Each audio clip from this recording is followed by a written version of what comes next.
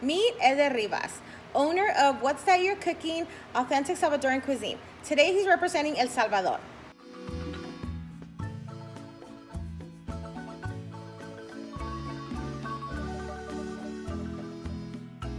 Hello, I'm Eder Rivas, and I'm co-owner of That You're Cookin Salvadoran cuisine.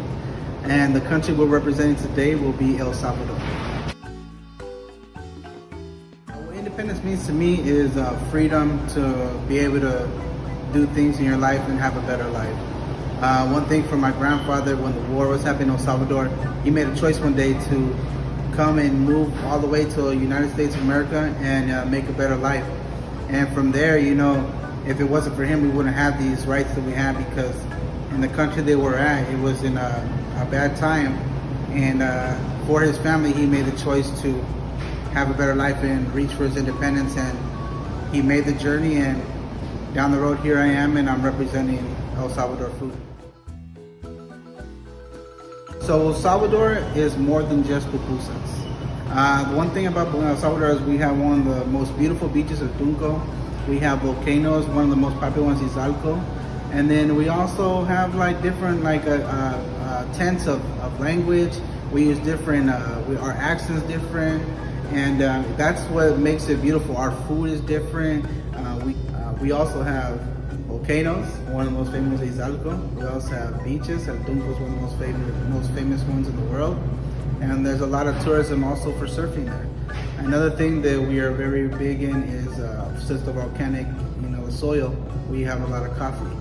Now, also from pupusas, there's something we from pupusas we have neguados, fried plantains, tamales with banana leaves. So a lot of different things that we do. Another thing that's very important to our country is this folk art that we have here. Now, the folk art was made originated from the city of La Palma, and the reason why it chooses the bright colors is because the country went through so much negativity. The people made the artwork colorful, so they believed in a brighter future.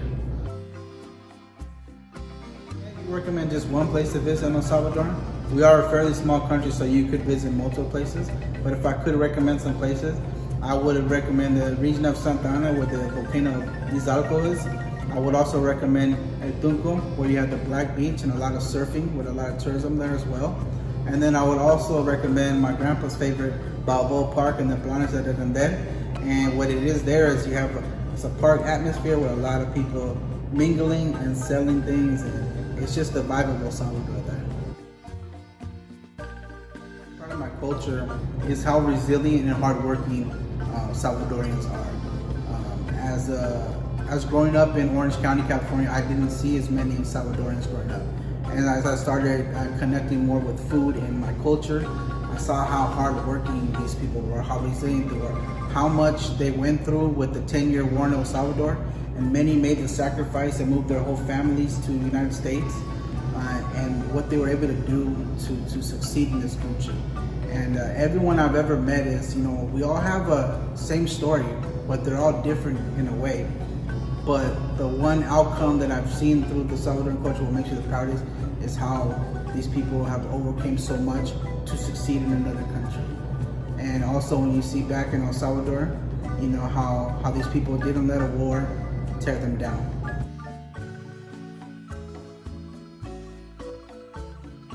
So first you want to start with a bala masa.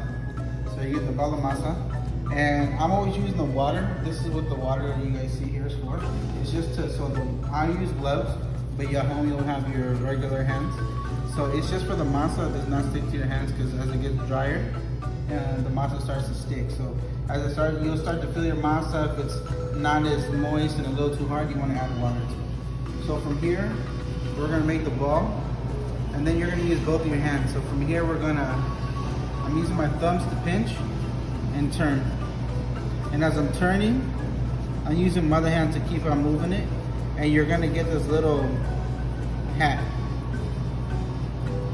So once we get to this point, we're gonna smash the little hat. So we're gonna use our hand to kind of make it into like a bowl. So we're kind of have a little shape, so now it looks like this. So what we're doing is we're gonna now take the cheese. Now the thing with the cheese, I always say, if you feel like you don't have enough, it isn't enough. you want more. And I like to have a lot of cheese, so basically we're gonna spread the cheese all over the layer of the tortilla. So you guys see, all the way around. Then you get your beans, as much beans as you want. Like I said, every pupusa is like a snowflake. You know, they're never the same. So you got more chicharron, or more beans, or more cheese, or more chicharrones and a little bit of beans. But that's how it comes out. See, then I just put the chicharron right on top. And then for this step, this is the hardest one. This is the one that people struggle with. So I'm using this hand. I'm putting in the left hand, my weak hand, to have my pupusa, and I'm using my strong hand to shape the pupusa to start pulling it up. And as I'm pulling it, I'm shifting the pupusa around. But I'm pinching the top so that the excess masa, you guys can see the excess masa, it starts to form on the top. And then we're gonna close up your pupusa, and then your little excess just throw back into your masa. So from here, this is where I like to coat my hands with water, because this is where it starts to get a little stickier. So we're gonna coat your hands with water. And we're gonna go back to step one.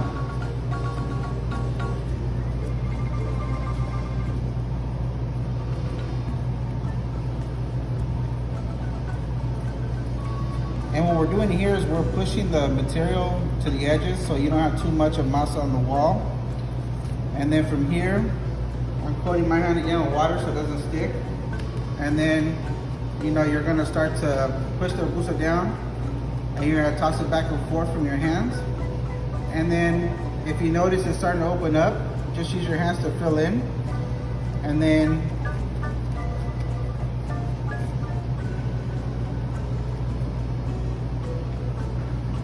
we got our pupusa.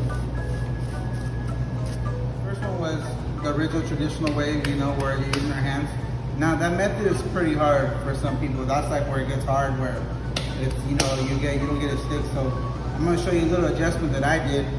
You know, I took every step that my grandma taught me. So we're gonna go with the same step and get the ball in our hand. Okay, guys, and I'm coating it again with water. And from here, I'm going to do the same method, where I'm using my hand and my thumbs to shape this into a little bowl. Little hat, sorry. And then from here, we go to the bowl, or we start smashing the hand. But using this hat, you're kind of cupping it so you have a little shape to the tortilla. So once again, we got the little mini bowl. We're gonna start adding cheese. And like I said, if you feel like you don't have enough, put more. Never can go wrong with too much cheese. So like I said, right here I'm just going all the way around so that the layer is finished. And once again, we're gonna go to the beans. And then we'll go to the chicharron.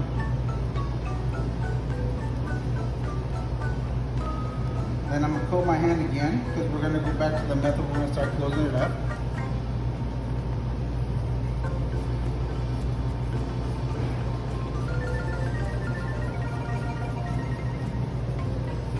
So as you keep on turning it, once again, you get the little excess. And then we go back to step one again. After the ball, we start using our hands to make the little hat. You're using this hand to kind of control the edge of the pupusa, and then you're using your thumb to push the material out. Now this is the method where it gets different for me. From here, I get a piece of wax paper, or I get a piece of saran wrap, whatever works for you, or what you have available. You can also use a plastic bag if you have that available. And you're gonna put the pupusa right on top like this, and I'm gonna be shaping it, and I'm pushing from the middle, and I'm pushing outwards. And I feel like it's getting sticky, so I'm gonna wet my hands. And I got my hands wet again, and as you see, I'm just turning it, and I'm shaping the pupusa. I'm pushing from the middle, and I'm pushing outwards. And then I'm using the saran wrap to move my pupusa. I'm still kind of controlling the edges. You still want the edges to be really thin.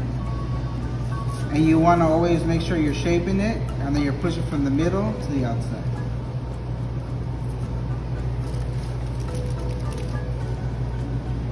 And that's the other method. And like I said, guys, we're doing this because we're going to do the kits again. And so this video will be available. We'll leave it on our IG story. and also our website. So if you guys get the kit, the video will be up for you, so you guys have the action. You can slow down. But there it is, guys.